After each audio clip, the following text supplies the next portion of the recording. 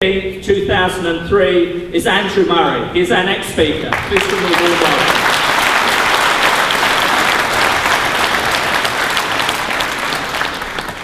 welcome. Well, thank you very much indeed, Andrew, and it's a pleasure and honour to bring greetings to this magnificent conference from the Stop the War Coalition.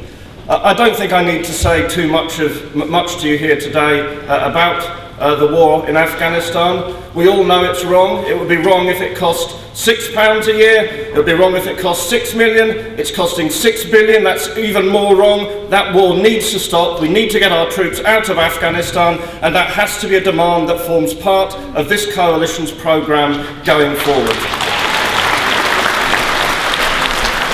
Now, just following on from what Andrew said, perhaps I could introduce the first slight note of dissension here. I don't know, Andrew, if it's too anarchic of me to propose an amendment to the conference declaration here. I'm sure. But the declaration asks the coalition to work to make the national demonstration called by the TUC for 26 March 2011 the biggest demonstration in Britain since the anti-war marches of 2003.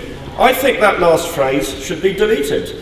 Why set a limit on our ambitions? I mean, Lindsay and I have had this accolade of organising the biggest march in British history for too long. It's time for a bigger demonstration. Let's go for it next March.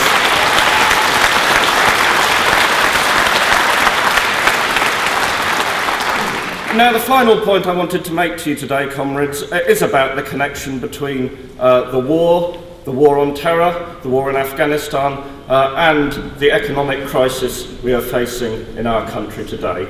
And it's not just the obvious one about the £6 billion being wasted on the war when vital services are being cut.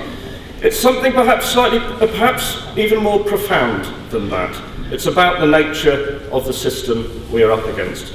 Because those of us, and I'm sure there's many here who are active through the 80s, have seen this movie before. We saw the destruction of communities by the Thatcher government. The work destroyed, jobs lost, no hope, no prospects.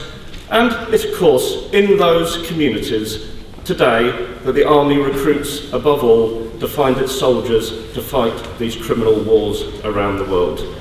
So here is the deal. They're now boasting about it, the army, that because of the crisis, they can pick and choose the recruits they want from amongst those who have no other prospects. And here is the deal that we are now being offered in this country. Neoliberal economics will destroy your communities, will destroy your prospects, will leave you without hope. We will then take you from those communities, put you in a uniform and send you around the world to try and force the same world order down the throats of other people around the world. And if you come back intact, if you come back alive, if you come back not maimed, you will come back and find your same communities under attack again from the same neoliberalism. You'll come back and find that your grandparents have lost their home help, to find that your libraries have been cut, to find that your friends have no hope, and perhaps to find that your friends are actually been hooked on heroin, been provided by the same rotten government that you have been sent across the world to support. That, comrades, is the rotten circuit of imperialism today. That is the significance of our united struggle. I bring you greetings.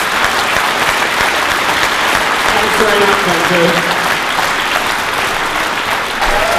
We will welcome speakers.